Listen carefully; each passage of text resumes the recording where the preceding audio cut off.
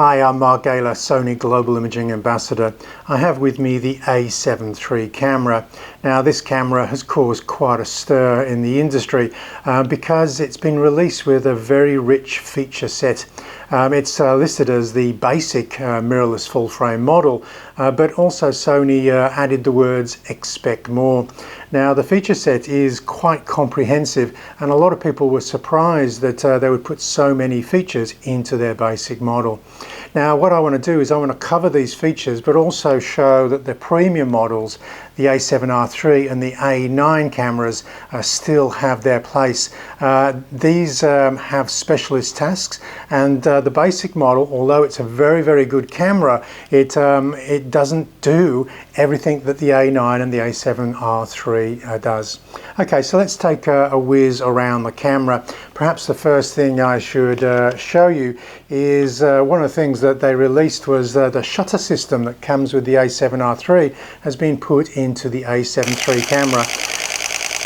And as you can see, that's blazingly fast for an entry-level camera. That's 10 frames per second on a mechanical shutter. You can also shoot in silent mode using the electronic shutter.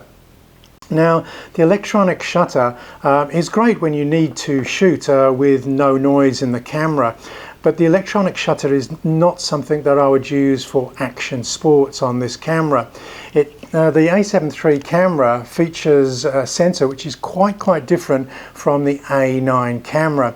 The sensor in the A9 camera was completely overhauled to a stacked CMOS backlit illuminated sensor, and the data traffic on that sensor is typically 10 times faster than the Series 2 A7 models, and that allows it to use the electronic shutter for sports action shooting.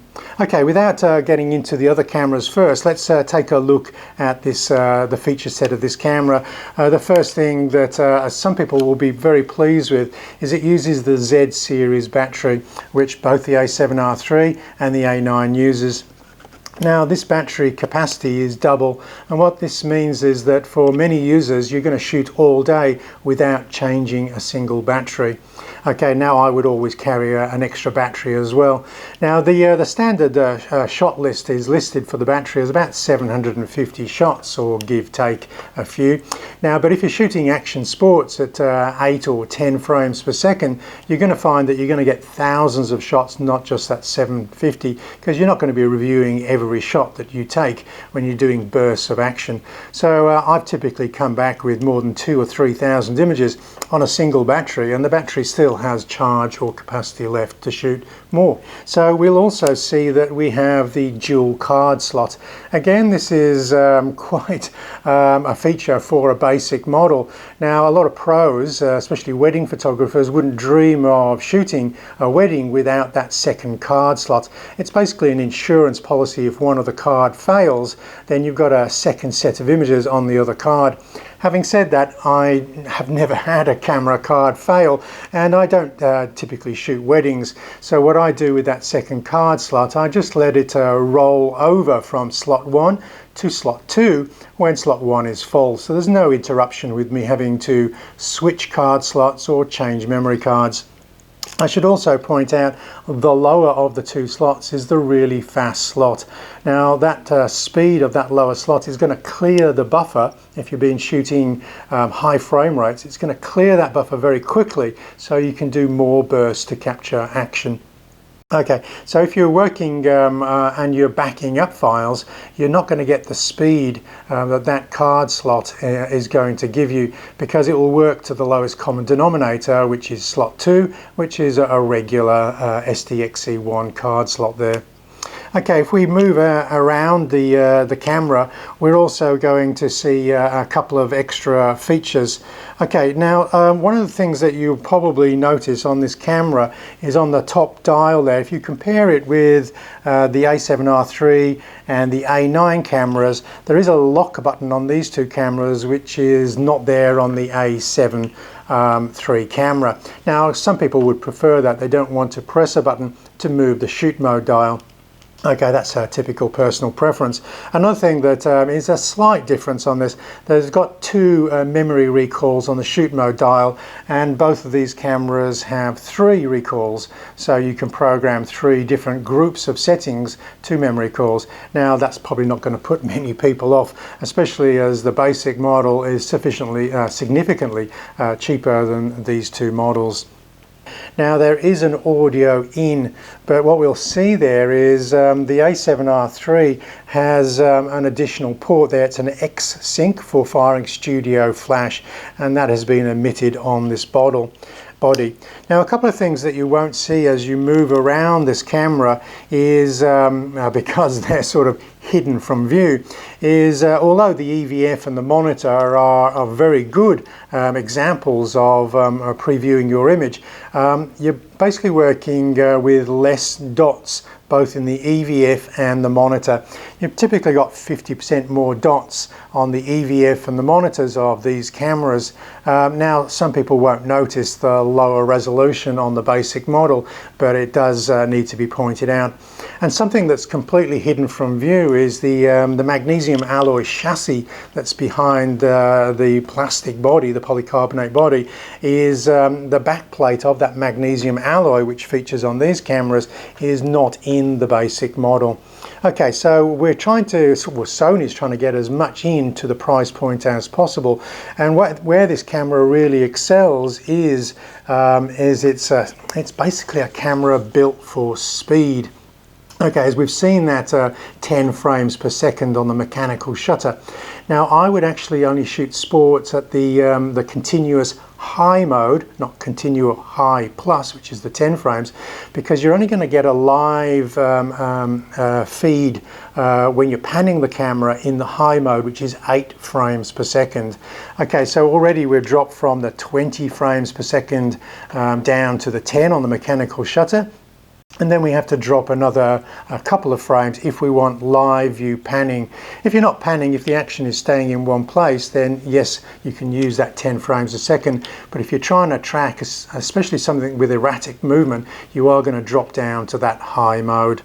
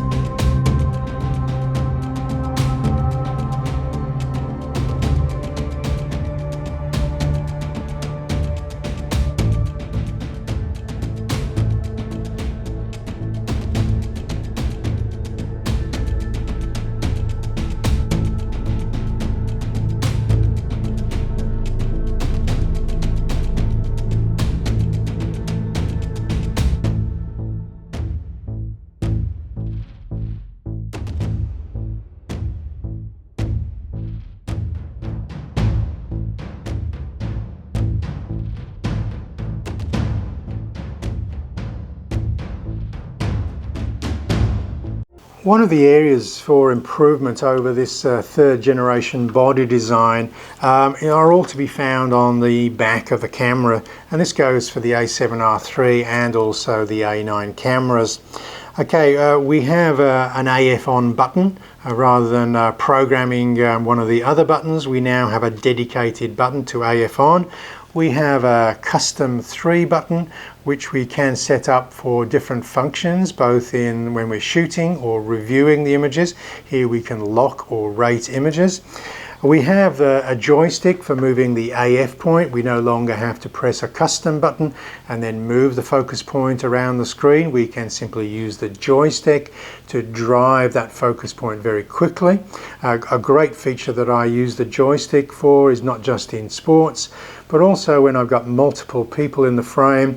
If I drive a spot AF point to a particular person's face and then hold down the custom key that I've programmed for IAF, it will choose the eye of that face to be in focus. You'll notice that pretty much all of the buttons are just that little bit more beefier and easier to use than on previous generations of this. And you'll also notice that the movie button for switching movie on and off now has finally found not only a good place to sit on the camera, but we have a very definite way of putting that on or off without completely shaking the camera, because it used to be on the recessed, making it very difficult to switch on and off, and it was only recessed because it was previously too easy to knock on and off. So finally now, at long last, the movie button has found a good place to sit. Now, talking about switching movies on and off, you can also program the shutter release to switch movies on and off. So when I'm in movie mode, actually I'm just using the shutter release anyway. So all great features on the back of the camera. Another one of the great features, which really makes sense for me, is if that monitor is just slightly tilted out, it won't be switched off by putting your eye or your body close to there. So now you can put the camera very close to the body and not have it switch to the EVF when you didn't want it to. Okay, so lots of great functionality improved over the second generation of cameras, and those all go to make this a worthy upgrade from a Mark II. And also, if you're coming over from DSLRs, they're just great features that you never knew were problematic before moving over from DSLRs. Now, a lot of people, 24 megapixels is enough. A lot of people say wedding photographers really don't need any more. And if that's the case, maybe this is the camera for you. But I use the resolution of this R model, not because I print big, but because I don't want to travel with lenses longer than the 400mm focal length. This allows me to shoot in APS-C mode and push the focal length of a 400mm out to 600 without paying the extra money, carrying the extra weight of a much heavier lens. Now, if I do shoot in APS-C mode on a 24 megapixel camera, that drops the megapixel count down to 10. Now, that barely gives you enough pixels to actually just straighten an image. You can't aggressively crop when shooting in APS-C mode. Now, a 4K image for a 4K monitor is going to be 3,840 pixels across. We're basically looking at an 8.5 megapixel image in the 16:9 aspect ratio. Now, I can really aggressively crop on here, and that is one of the differences. And I would actually shoot action sports where I can't get close enough, and I would typically choose the A7III even over the A9 camera. One of the areas where this camera really excels is in AF performance, autofocus performance. The autofocus speed is very, very fast, and we have something like 693 AF points, phase detect AF points, covering 93% of the surface area. Now, some people have said that's even more than the A7III. But that really is splitting hairs, because when we're dealing with 693 AF points, where we really need to be comparing that is with DSLRs, which use significantly less phase detect AF points. Typically, say a Nikon would be 51, Canon's even less than that, and those AF points are clustered around the center of the frame. So when we're panning an erratic subject, we have to try and keep that central cluster of phase detect points on the subject if we're going to maintain focus. With these cameras, and that includes all three of these cameras, basically if we can keep it in the viewfinder, anywhere in the viewfinder, these cameras will track. Now, one of the things that makes the A9 really special is when we're working shooting sports action on the silent shutter mode, just the electronic shutter, we have zero blackout. And when subjects are moving very erratically, that makes tracking those subjects much, much easier on a camera such as the A9. Typically I was shooting at a rodeo with a bucking bronco, and it's all I could do to actually keep this camera on the subject.